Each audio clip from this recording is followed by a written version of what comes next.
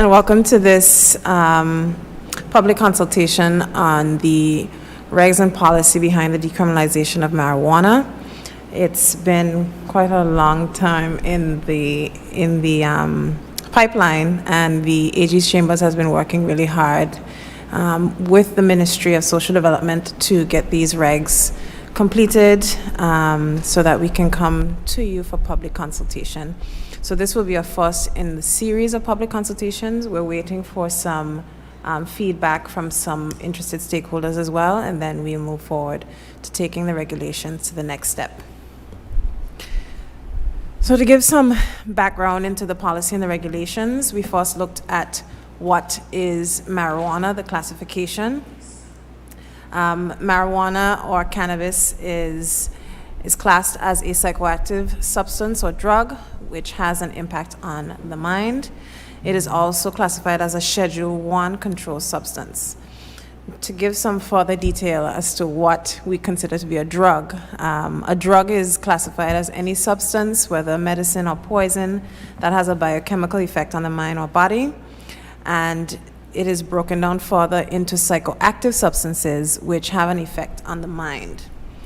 And I have here listed for you some examples of drugs that have a psychoactive impact on the brain, which include caffeine, alcohol, cannabis, and heroin. So I know usually you're not used to seeing caffeine and alcohol described as drugs, but they are classified as drugs. They just don't carry the same connotation.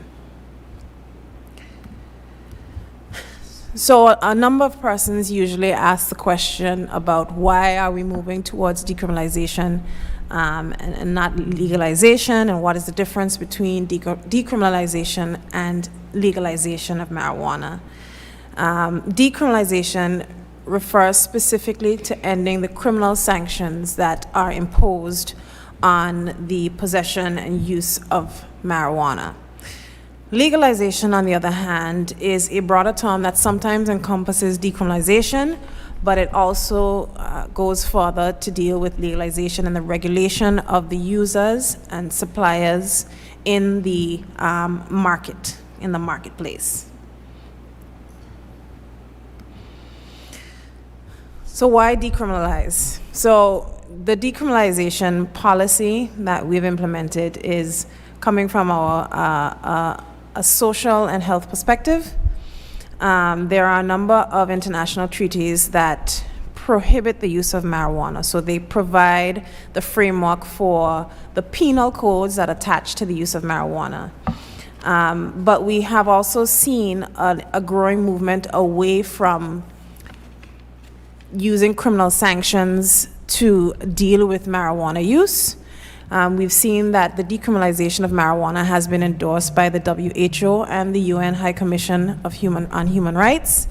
We see that decriminalization is well known to start the ball rolling in terms of pivoting away from the penal code or penal sanctions relating to marijuana and its derivatives. Criminalization is well acknowledged to have many negative impacts on users, and it is known to be kind of an ineffective means of dealing with substance abuse or addiction. The primary motivation that many people have for prohibiting the use of marijuana or to prohibit the use of drugs generally, is that you can deter the use of the drug and that you can stop the supply of the drug. So you're looking at the twin goals of stopping the use and stopping the supply. But it has, over the years and through international monitoring agencies, they've seen that although the penal code is in existence, the criminalization of drugs sometimes has not yielded the intended benefits. In fact, it's just led to an underground economy which cannot be regulated, which has in and of itself a number of public health harms attached, because if you can't regulate an industry, that means you don't know whether or not it's meeting minimum standards, you don't know whether the substances that people are using are contaminated, or whether or not they're safe for use. So we also looked at the fact that criminalization also has a number of corollary impacts, which include difficulty getting employment because of a criminal record, the inability to attend university in states outside of your own, and of course, the stigma associated with marijuana use. So why not legalization? As I said just now, there are a number of international treaties which the United Kingdom is a signatory to, which extend to Anguilla. There's a 1961, 1971, and 1988 UN treaties, one in relation to the control of narcotics. And these treaties would be the international framework that prohibit the legalization of substances in the WHO controlled substances schedules. So the decriminalization, and the reason why we're starting with decriminalization, is that it's part of a phased approach. So the first approach is to decriminalize cannabis for recreational and medicinal use. The second one is to move towards the regulation of the medical marijuana industry, and the minister responsible for economic development and his medical marijuana commission, they will be responsible for the regularizing that specific industry. And then thirdly, the move to legalization and the regulation of the industry, to actually have a market, an established market in Anguilla. So the question is, how is the GOA going to decriminalize cannabis? And there are two approaches to the decriminalization of marijuana. The first approach is an amendment to the main statute, which is what most countries have moved to do. They've taken the main statute that criminalizes the use of the possession of marijuana, and they've amended it, which happened in Bermuda and Jamaica. But in Anguilla, the Drugs Prevention of Misuse Act, in the Section 7, it provides specifically for the prohibition on possession of a controlled drug. But in that very section, it says that subject to any regulations made under Section 9, it is unlawful for a person to have a controlled drug in his possession. And then Section 9 provides that the governor may, by regulation, exempt from Section 7.1 a controlled drug or make lawful that which was unlawful under Section 7.1. So the approach that the Government of Anguilla is taking in relation to decriminalizing marijuana is to use regulations to basically exempt from Section 1 or make lawful the possession of marijuana. Any questions thus far? Clear as mud? Okay. So there are different components to the framework for decriminalization.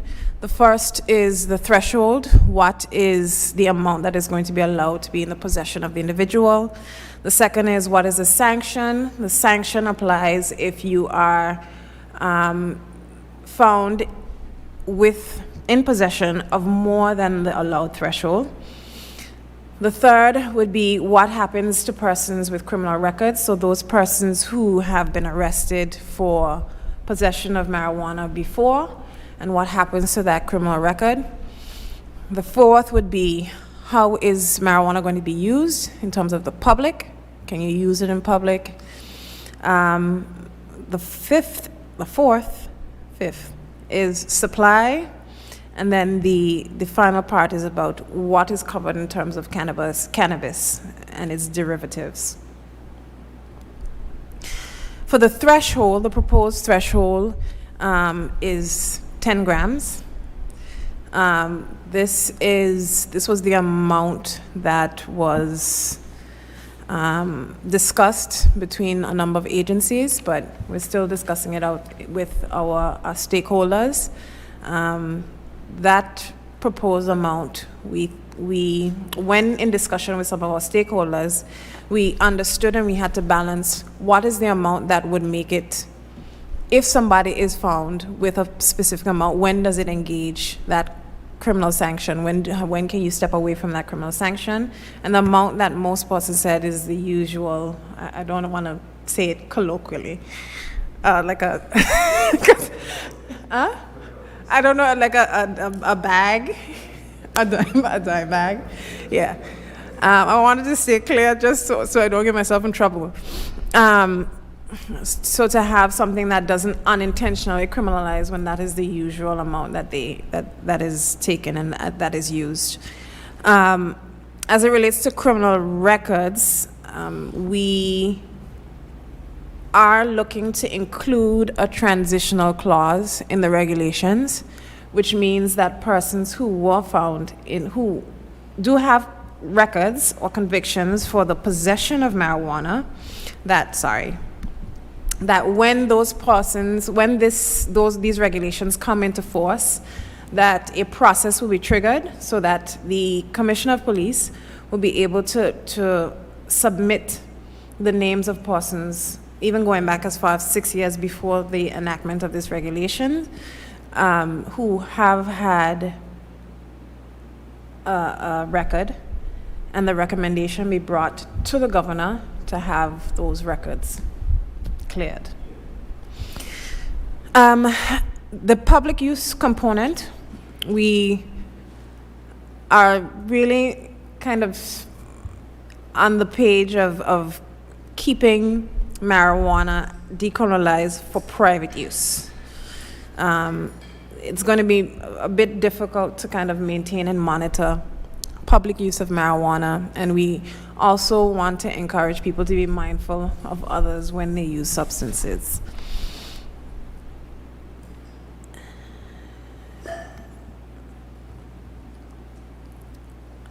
I wanted to just simply touch on some classification issues in relation to drugs and their harm, because I know a number of persons in the community would be worried about the decriminalization of marijuana and what does that mean in terms of harm to individuals who use the substance. In the international drug policy arena, they use a tool to measure the harm caused by a drug. It's called a multi-criterion decision analysis. And this rates the harm caused by the drug in different areas. So it's harm that relates to drug-specific mortality or drug-related mortality. And if I can zoom in on this particular, can you see it? Can you see it? Everybody can see it, okay. So in this kind of analysis, what they do is they rank the drug that causes the most harm as 100, and every other drug is ranked in relation to that drug. So if the most harm is 100, then the harm caused by other drugs are ranked my words are just tripping, in association with or less than that drug. So in this specific, on the left, the table on the left, you can see that it's ranked as 100. The one that's ranked as 100 here is heroin, and that's for drug-specific mortality. So what that's intended to measure is, okay, if you use this particular drug on the first instance, how likely is the harm to result in your death? And here we have heroin. The next highest rated drug is butane. It's number 14 down there. And then you have GHB, which is 60. Huh? Oh, sorry, number 12. That's methadone. Methadone. And then you have, okay, well, to be specific to what we're talking about, if you look at cannabis right there, number 8, the likelihood is 0. And then if you look at alcohol, the likelihood is 50. Is 50. But then when we move over to drug-related mortality, which measures if you have continuing use of this substance, how likely is it to develop that something negative to happen to you or death to happen based on long-term frequent use. Again, heroin is ranked as number one. The second one is tobacco, actually. Tobacco is the second highest ranked one. And then we have crack, alcohol. I can't really see much else. GHB, and then you have cannabis has 20. So relatively low. So when we're looking at the total ranking in relation to harm, there are two metrics which they use in terms to rank harm. They look at harm to the individual user, and they look at harm to others. So if you look at this chart, which ranks both the harm to individual users, which is in blue, and harm to others is in red. We look at the overall harm. So the drug that actually has the highest level of harm to users and to society in general is alcohol. That's the drug that has the highest impact, negative impact in terms of harm to both society and to users. And if you go down the line of drugs here, you see next in line we have heroin, but let me put in a caveat. Part of the reason why alcohol is classified as such a high risk of harm is because of its widespread use. It's used very widely among populations. Next, we have heroin, which has a higher harm weighting to the individual than it does to society, but it still does have quite a large bar in terms of harm to society.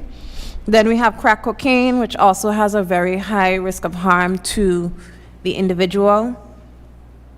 Methamphetamine, which has a very high risk of harm to the individual, but a low risk of harm to the society or to others. We have cocaine, tobacco, amphetamine, and then here, I think this is the eighth drug in the list. We have cannabis. Sorry. This was produced in 2010. Of course, drug use, these figures must be updated, and they would have been updated because these are 10 years old, but there are more recent figures and they have kind of kept in trend. So as you can tell from a lot of these drug rankings and according to harm, a lot of the classification in terms of what we're doing in terms of legal control isn't necessarily based on scientific evidence of harm to both the individual and the society as a whole. And that is why we are taking the approach to decriminalize marijuana, because what we want to encourage rather than a legal control is a social and health perspective and control, so that we're able to deal with some of the more intractable issues that come around with substance abuse. Again, one of the big fears with decriminalizing marijuana, of course, is substance abuse. Our persons believing that it'll lead to substance abuse. There has been, we've looked at a lot of the figures internationally. These are, of course, subject to amendment because the figures are based on the use of illicit drugs, and because you're not necessarily going to get persons who use illicit drugs to come forward and give you full information, there may be some shifting and changing in the data. But globally, the figure of persons who use illicit drugs is scheduled to be around 250 million persons. That's 1 in 20 persons who use illicit drugs, and this doesn't include persons who use alcohol or tobacco. Of that 250 persons, about 180 million persons use cannabis. And when we talk about adverse health outcomes from persons who use cannabis, this usually relates to daily or frequent use, which accounts for a very small subset of the total amount. as it relates to substance abuse and addiction, the data shows and confirms that those persons who are at greater risk for addiction are persons who have co-occurring illnesses, that's psychiatric illnesses, pain, physical illnesses, and they are more likely to be addicted. And people who have limited attractive alternatives, such as meaningful employment or activities that they can engage in, they are usually more prone to addictive behavior. So the approach, the decriminalization policy that the Government of Anguilla is proposing is one that looks to see how we can create a balance here in terms of a health approach. We're looking, because criminalization doesn't deal with the underlying effects, we're trying to put in place a policy and a framework that deals with how do we approach those underlying issues and how do we minimize the negative impacts of criminalizing persons for the use of marijuana and cannabis. So that's it for the presentation. If there are any questions. Okay, yeah, sure, you can read them out to me. Okay, so persons are posing some questions on Facebook Live, and one of the questions was, who were the stakeholders engaged? So we were engaging with the police, public health, chambers, education officials, Probation. with probation officers, because we also have to understand the framework that exists in order to be able to provide a framework or policy that will be able to address some of the concerns made, and a lot of those concerns feed into those different bodies. We are, and this is part of, when I say this is a series of consultations, I know that one of the big problems was getting people who actually are using or interested in building businesses involved in the process and get them here, which is why we started these consultations, because I thought it was important, even at this stage, to get them here to have their input on what they would like to see reflected in the regulations going forward.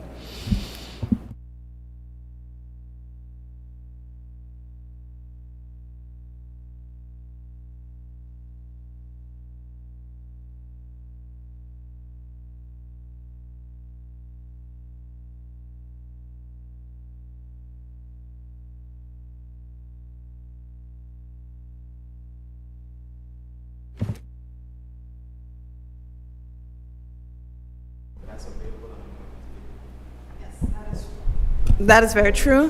Maybe you can ask a question again. Huh? Just to make sure we capture. Like what he said about smoking. Yes. Yeah. The decriminalization framework extends to derivatives, not just the actual joint. It also applies to the oils and those other things. But obviously the question you're asking is a really good question in relation to how do we then monitor that in the public. Yes. I think the big part, and I guess for Anguilla, is most of the association with the public use has always been traditionally with smoking the joint and the smoke being very obvious and loud in the air. and obvious, and yes. It smells a type of way, and some people don't agree with it. Yes. But as I stated, the market is changing Of very course. rapidly, Of and course. they are scented now, flavors, stuff like that. Yeah, All right. yeah. So I just brought that out to show it would still happen in public, but in different forms. Okay. All right. Yeah.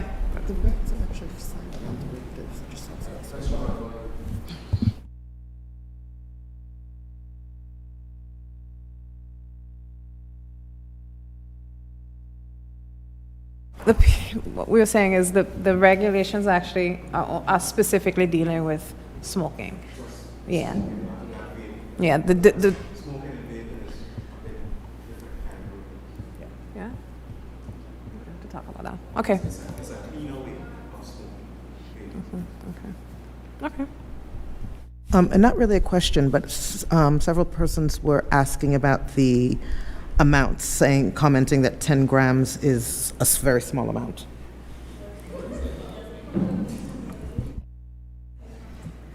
Yeah, at 10 grams, I know that there is some debate about 10 grams. That's the proposed amount, but when we're talking about decriminalization, we have to have a balancing act here. We can't just say, all right, we'll put our hands off. It has to start somewhere. We're trying to start at an amount that we feel doesn't unintentionally criminalize persons who actually have it for recreational use. So when you're speaking to persons just casually and they ask, okay, how much do you go and you buy how much do you buy at once?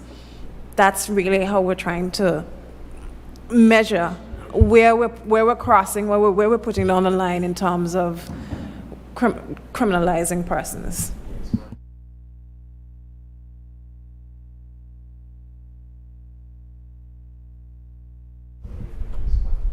You know how much he wants, okay?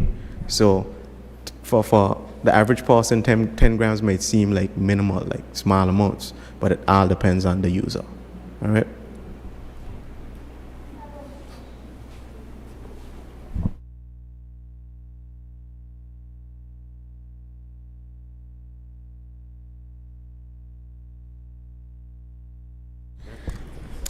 My question is, what is the impact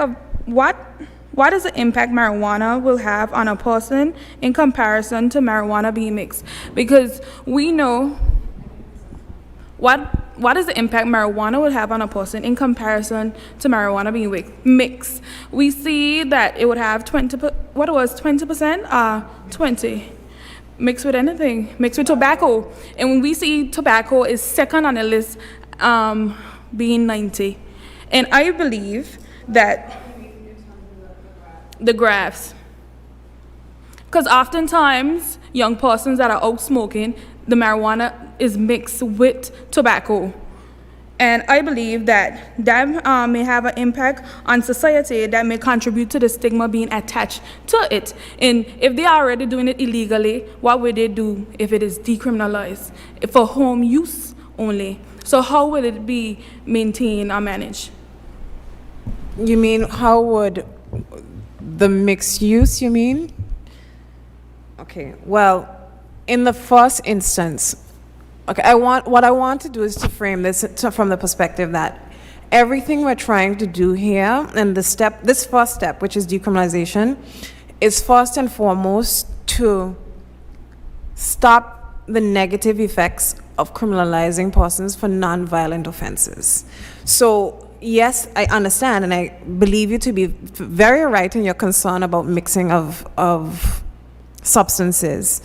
But in the first instance, where persons, let's just say somebody is decriminalizing marijuana, is using marijuana, and they're mixing it with a substance, when the criminal law then comes in and they step in to arrest the person, confiscate and arrest the person, that person then goes to jail, and then they serve their time, they come out, there's no rehabilitative effect, and then the cycle repeats itself.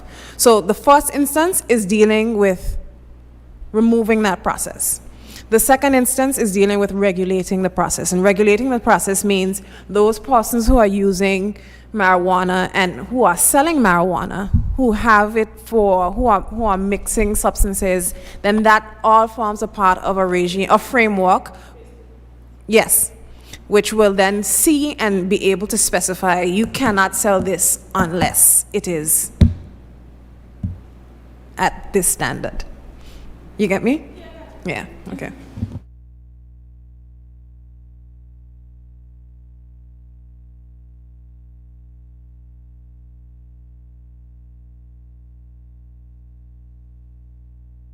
I can't speak to the fines that have been paid.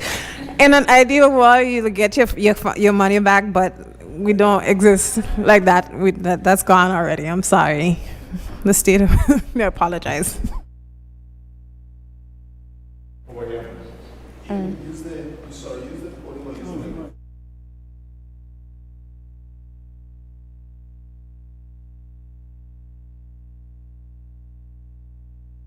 So, if I understand correctly, public use is still technically criminalized. Technically. Okay. So, as somebody who is not a source of marijuana, I'm not the distributor, I'm the buyer. What would be my, Yeah, so there are some suggestions in terms of what are the interventions for persons who are found, which would include like a warning. So you're told you can't do this here, or you shouldn't be engaging in this particular activity at this particular place. No, I mean in terms of like me growing marijuana. So part of the decriminalization regime, what we're looking at doing is allowing persons to grow a plant for personal use. A plant. We don't want it. We're not getting into the regularization. Oh, sorry. Well, I have no idea how these plants look, so that's maybe where we started wrong.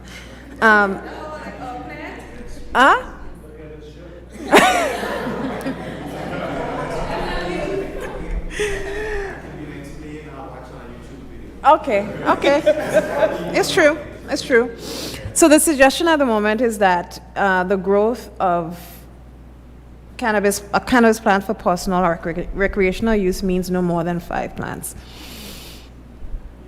Maximum height of 2 feet. With a maximum height. That's a lot? That's an okay number? That's a suggestion. That's the suggestion. Doesn't mean that that's what's going to happen. The 10 grams limitation, that's for possession That's for possession. in public. Okay. And the second question, you said that Possession. it would be this is the first step of the first phase of a 3-phase process. So at what phase would I'm going to say this how I think it should be said, opportunities for like rehabilitation and stuff like that be accessible to people, because it is being decriminalized and Yes. it's going to be more accessible. And that's what we're trying to put in place now. So remember, decriminalization is a part of the broader reorientation towards more health and social interventions. So specifically what we're trying to do, let me just find it here.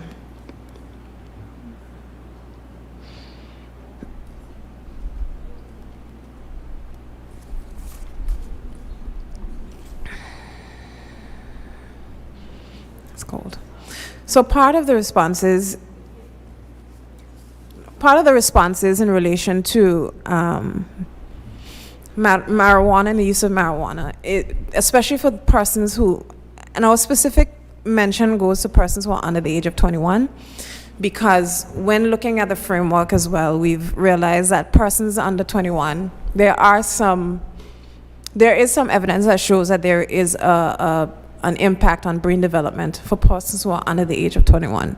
So part of the intervention socially would be to have an education program for those persons so that they know what the impacts are, and so that we can use Mr. Bibby.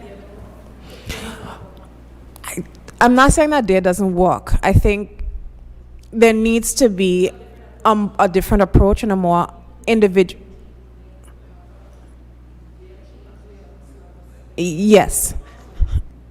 I'm not saying that there doesn't work. I'm just saying that we need a targeted approach, and there also seems to be the need to pair it with counseling.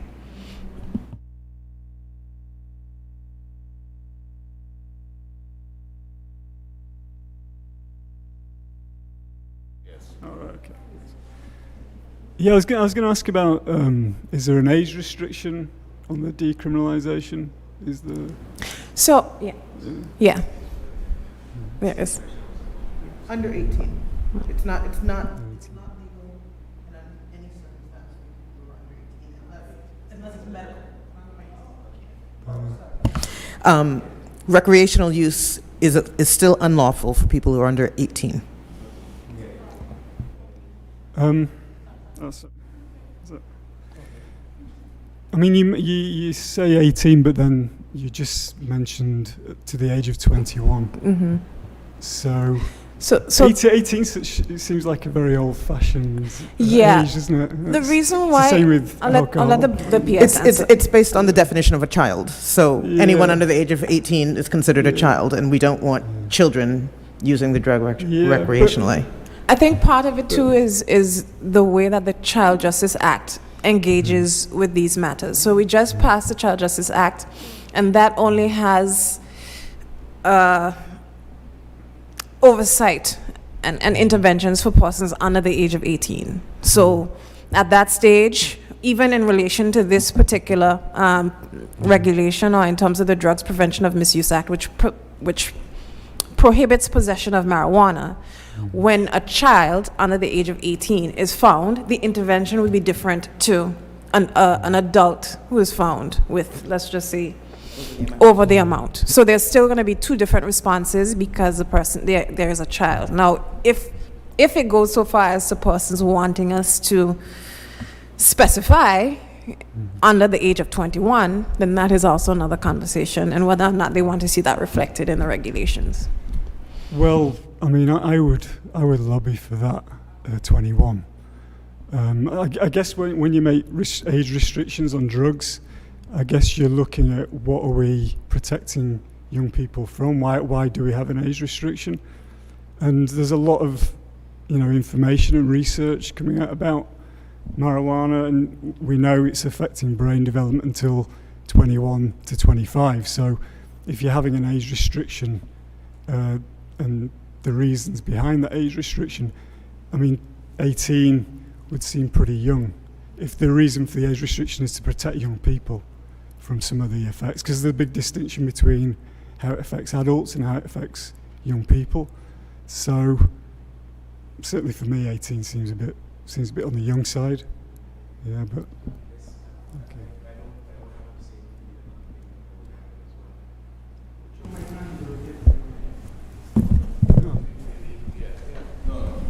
Yeah, I really don't have the same feeling or opinion about the age 18 because of the mental health issues and stuff like that. Because I know it's been a part of my life for a very long time, even way before age 18. Okay, so if you look at it from the chart that you have up perspective, I think alcohol is a bit worse than marijuana. Okay, so I think what is the legal drinking age in Anguilla is the question that should be asked. And to add to that, I agree with what he's saying, because one of the concerns that we're seeing now is more of those effects of drinking. When you go out to some of the bars and the clubs and the parties, the young people you see, and there's a lot of, I don't know how you term that use, when the older cousin buys the drink and give to that one. I mean, you see some of that with the marijuana use as well, but over the old years last year, I saw a lot of children, no more than 13 and 14, intoxicated. So, yeah. And if you look at statistics of Anguilla, I think alcohol plays a bigger role than marijuana. Of course, I think it's obvious that alcohol has a very detrimental impact on health, and I'm trembling because I'm cold. I'm freezing. It's freezing in here. Yeah. No, but I definitely understand what you're saying. But even when we're looking at new drugs and bringing them into the decriminalization regime, we still have to look at how do we do it safely. So irrespective of what the global position is with one particular drug, we don't just want to throw caution to the wind when we're implementing new regulations for new drugs. We still want to make sure that we're doing it safely and we're doing it in a way that respects all stakeholders. There was a question, comment online. They wanted some clarification on the trees. They wanted to know if it specifically said 5 female trees. It didn't specify sex. Didn't specify sex. It says 5 plants at a maximum of 2 feet. Okay, so that's the onus is on the growers to make sure they have the right trees. I just wanted to clear that up because I don't think anyone in this room be coming to check your trees. And the quality. And the quality.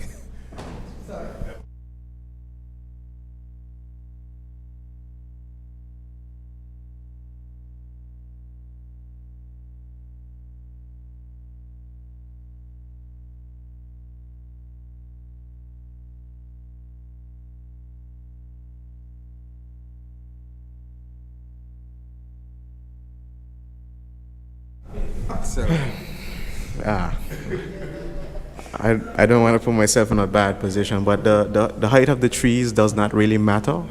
It's all about the quality, all right? Yeah, and it starts off at the bud, all right? So there's a lot more detail that I could go into, but I like people to self-educate, and YouTube is just not for watching rap videos, it's for education as well. Just go on YouTube and type it in, how to grow a plant, and it'll show you many different ways of how to grow a plant. Not the kids listening. Fruit plants, fruit trees. So, I'm sorry. So the expectation would be then to count buds rather than to count height? I don't understand the No, I think what we're saying is those things are immaterial in what the regulations should consider. Because you can have a tree that's 1 foot tall, one whatever it is, and really high grade. You could have a tree that doesn't have any buds. You could. So there's a lot of things that goes into it, and I'm hoping that more persons out there who actually use plant. This is a chance to start down the right path in terms of these regulations. Who knows where it goes? I heard earlier that we started thinking about medical marijuana. I saw persons online messaging, well, I grow and I use it in my soap. You have a lot of things that are being considered now, so bring those things to the table so we can actually have regulations and then further on legislation that probably gives us a chance to take advantage of a multi-billion-dollar industry. Well, they're starting with the medical. So the medical has very clear regulations in terms of applying for licenses to run business for medicinal purposes. But that's the start. We've not reached to the level that you're speaking of, but we are starting with medical. Sounds really great. Yeah, I applaud that. I commend that. That's a really good direction to go. You'd be surprised the insight a number of young people around here have. Yeah, that's all I say on that. When it comes to the CBD aspect of the marijuana plant, yes. I mean, since I own a store that's closer to the derogative of those products, I have like 90% of the customers that come in there, whether locally or tourist-based or whatever it is, they specifically ask for CBD. And I know a lot of young ladies come to me on a regular basis, and it freaks me out, talking about their menstrual cycles and stuff like that, and how they need a little bit of pain relief. So I use it to CBD detox, works, and it works pretty well. So I only can say from a standpoint of view, from a male listening to this, so that's what I go through. All right, yeah, all right, it works. I've heard it works. Yeah. I was just wondering, whatever the age restriction is going to be, I was wondering what would happen if somebody under the age restriction gets found smoking and so forth. Would there be a similar rule, as in if somebody under the age is caught with drinking alcohol, that the person that supplied or gave them the drug would be, I guess they'd have some sort of sanction? Like in alcohol, I think it's about 10,000 fine or something. I'm not sure if it's been policed, but I think yeah. With regard to people under 18, I think there's a lot of crossover between this regulation and the Child Justice Act. Any person under the age of 18 that does anything in contravention of the law will be dealt with under the Child Justice Act. So the answer would be if a child is caught with smoking or in possession of, it would go through that process. It wouldn't go through, even though we're saying it's unlawful, it would not go through the Drug Misuse Act. That would not be the law applied to the minor. No, I wasn't talking about sanctions towards the minor. I was talking about sanction towards the person that supplied. Oh, okay. Gave them, sold or gave them the drug. So, because they're not obviously supposed to be, like at the moment with alcohol, if you're under the age of, you're under the age of 18 and you're caught in possession of alcohol, theoretically, it's the person, the adult that gave or sold the alcohol. So then if you've given a minor... That's the sanction, so I'm just wondering if it's going to be the same with marijuana use. That's I'll note that. Yeah, I think that's something that's worthwhile including in the regulations, so that we're able to put another control in place. It's just like when you go to well, what's supposed to happen when you go to a bar and you're not 18, you're supposed to have an ID so that you can purchase. But I'm not sure how frequently that happens in Anguilla, and I think that speaks to a wider need in terms of enforcement of certain procedures in Anguilla. I think it's important to start policing these aspects, because we know very well the harmful impact that drinking alcohol has on the body in terms of risk of cancer and all of these underlying and chronic illnesses. And so I think that we do have a responsibility to start as a country as well. And I know that it may not be a big part of our culture, but we do need to consider the wider implications of our actions in terms of how it impacts our health and how that impacts our pockets, because the cost of healthcare is also something that we have to take into consideration when we engaging in certain practices, and we know that prevention is better than cure. So we really should start to be a little more vigilant when it comes to dealing with these particular concerns.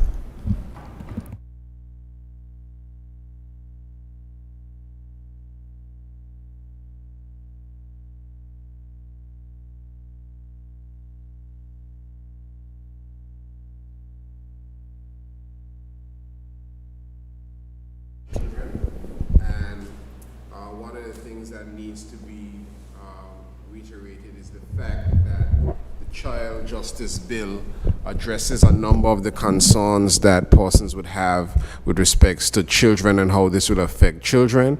And then I don't know if we can right now speak to some of the situations that's already happening on island in the school, where marijuana use is concerned, alcohol use is concerned. I would think that the department has a really good picture of what our situation looks like there. But the issue is, this would not in any way suggest that school-age children can use recreationally. That it's not saying that. So it's certainly not in any way trying to encourage the use amongst children.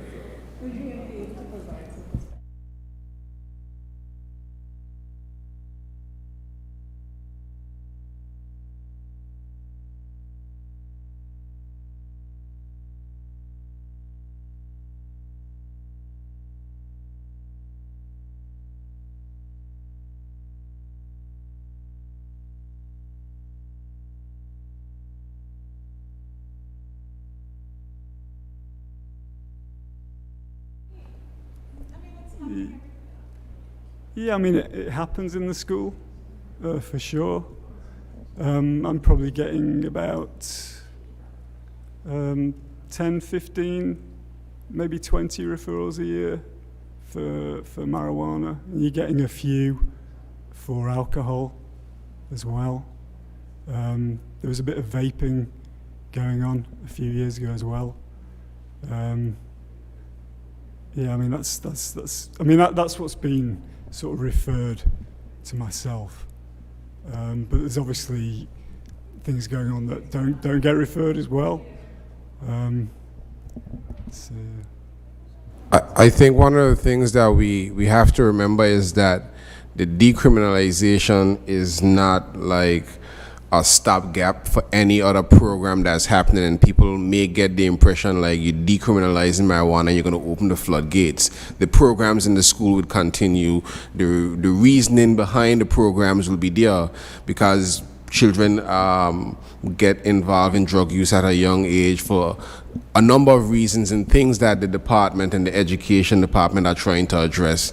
What this does, in my limited knowledge, is remove what is not necessarily intervention and rehabilitation for non-violent offenses, if I understand what's going on. So I think the listening public on Facebook and otherwise need to understand that that's what we are going towards here.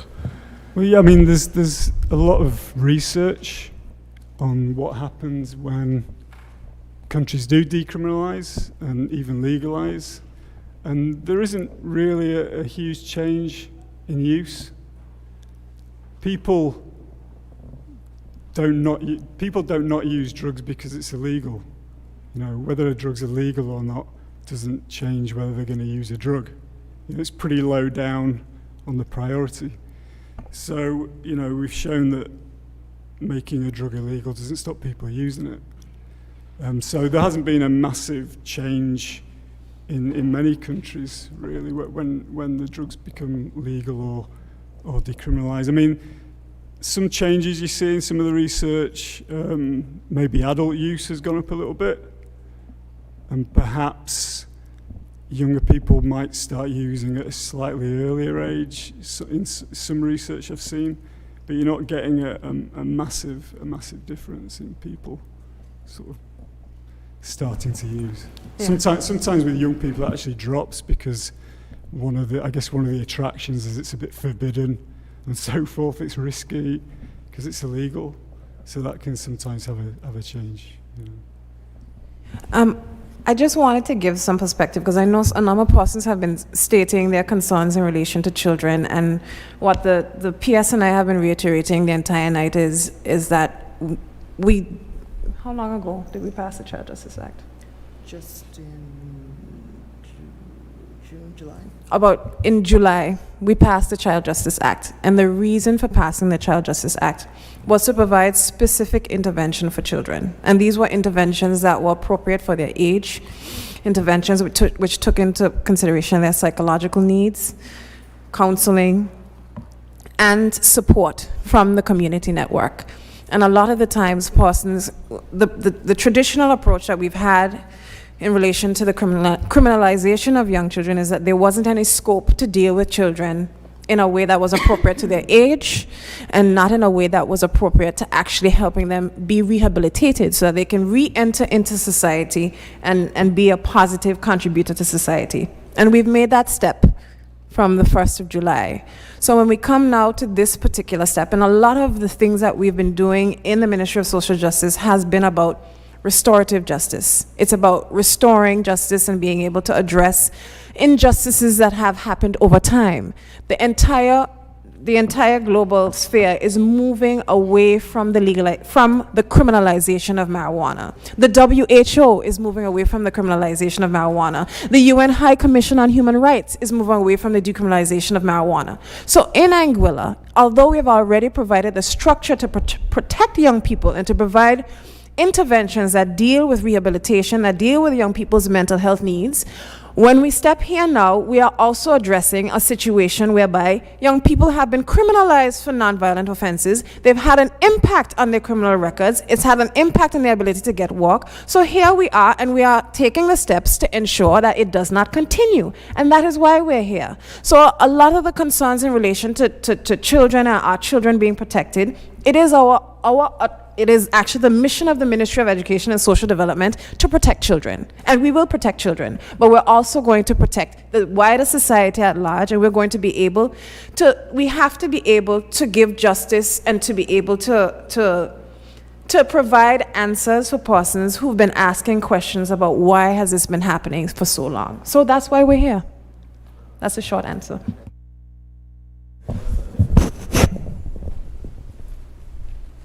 And I can add just a little to what you said about, you know, children being harmed in any type of way. You're kind of looking at somebody that grew up in a house having this around all the time, even at a time when it was fully illegal. Okay, I've been in situations where, you know, the situation wasn't handled in the right way. You know, those have its own psychological effects, but at the same time too, it all leads down to the individual child. You know, is what you do about what happened to you in life makes you get away from that stuff. All right. So if anybody looks for an example of if a child is in the vicinity of marijuana at an early age, you're looking at one directly. You are looking at one. All right. I didn't turn out to be a very bad person. I do not have a record. You know, I went to high school, graduated. You know, stuff like that. Stayed out of trouble most of my life. You know, everybody gets in trouble for something at some point, you know. But if I can add a small quote from my mother, the one thing she told me as a kid that she'd bail me out of prison for was marijuana. That is how legal it was in my house, All right, so growing up as a kid, I saw it every day. I don't have nothing against it, and trust you me, it would not affect your children if it was in your household as bad as if you had two alcoholic parents. Okay, straight up, it's facts. Yeah, I have go ahead, sorry. Okay. My question is there a facility or a system in place to help those young persons that are going through rehab from the use of marijuana or alcohol? We don't have what you would call a traditional rehabilitation unit. We have programs, we have educational programs, we have counseling programs. We don't have a unit in a medical facility that's deemed a rehabilitation center. My supplementary question is it reflected in the regulations? Is what reflected? Is rehab unit? So you mean as an intervention? Yeah. For instance, I think. No, because I ask because oftentimes it's reflected in the legislation, but is not implemented or is not in place. So why have these things as an alternative if it's not in place? Yeah, and that question has come up a lot around other pieces of legislation, the child justice and whatnot. So we are looking to craft programs that deal with some of these issues. And we do have some currently. They're certainly not to the extent that we would like them to be, but they're not non-existent. So the answer to your question is we're not operating in an ideal situation, but we're working to develop these programs further.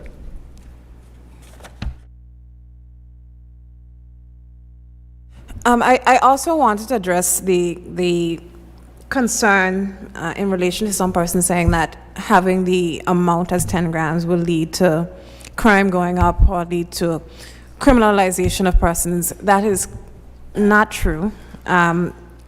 The point of the matter is currently, if the crime rate is at 12 right now, this is the crime rate at 12 with the prohibition.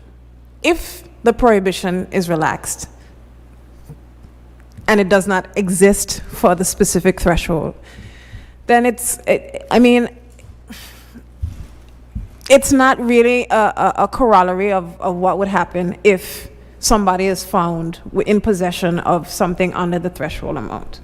And because now, I keep saying that we're not talking about legalizing marijuana right now. It's not about having people with copious amounts of marijuana being able to say, yes, I can do whatever I want with this amount of marijuana. We are limited right now. The prohibition what we are specifically looking at is to ensure that we do not criminalize persons for recreational use or medicinal use right now.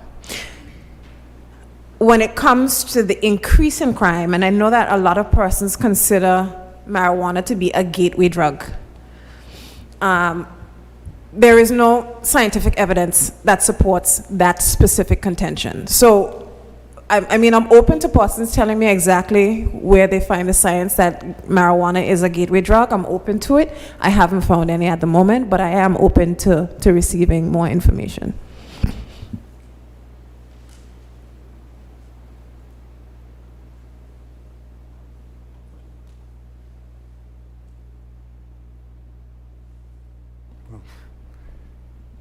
I guess sometimes if somebody's become very tolerant on the marijuana, then they sometimes might go onto something a bit harder.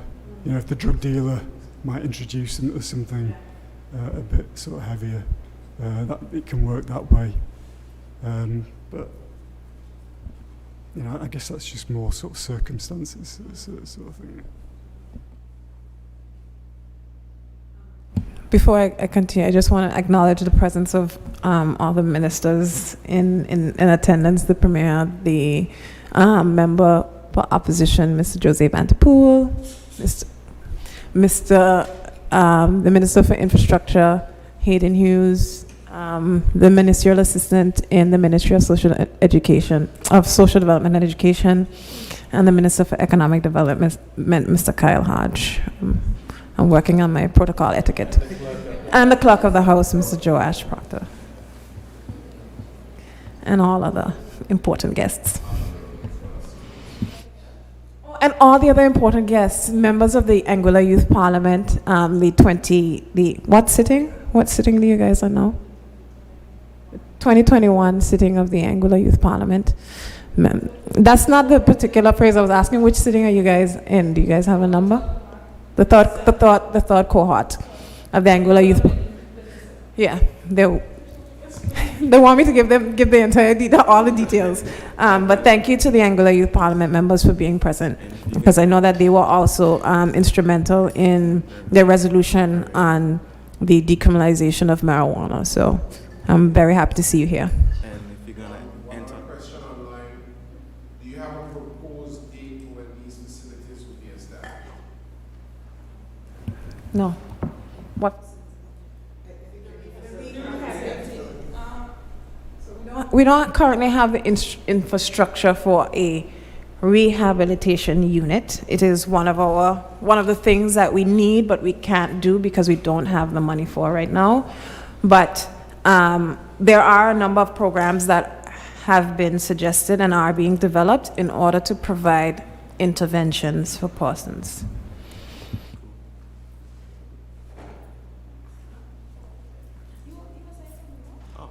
Just to add to the fact that if you're gonna let the information out as to who all the guests are, I'm actually a young entrepreneur, and I'm actually a young entrepreneur, and I actually own the first smoke shop on the island. All right, that's illegal. All right, my name is Judah Christian, and if anybody remembers Christian as a last name, I'm Ijanya Christian's son. All right, I'm the youngest.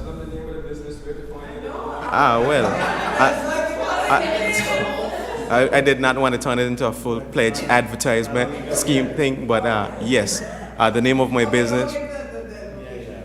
Okay, I'll give my business name though. The name of the business is The Smokers Corner, and you guys can follow the page on Instagram at The Smokers Corner 1.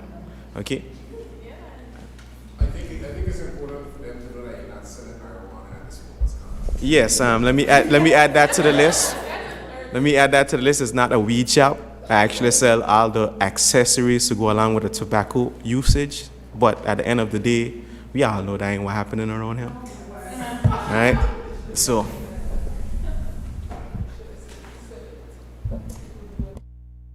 Any other questions? We're gonna.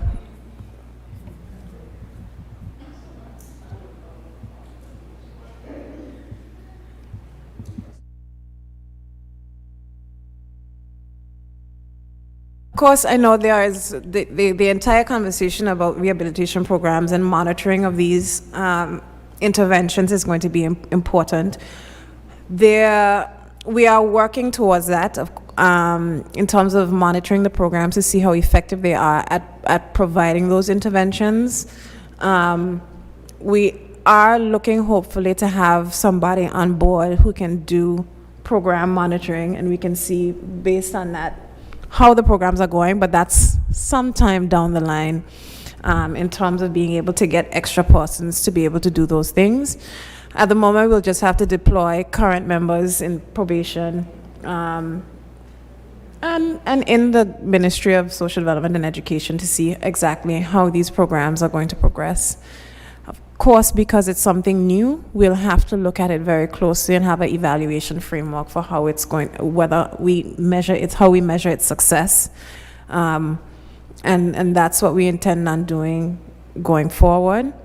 But I think overall, the goal is to reorient the system away from penalizing persons and towards actually providing interventions that help them in dealing with the use of marijuana and cannabis.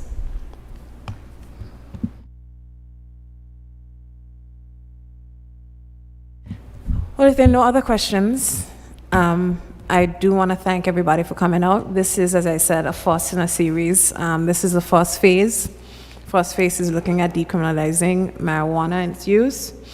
The second phase, with the Minister of Economic Development, we're going into medical marijuana, regulating that particular industry.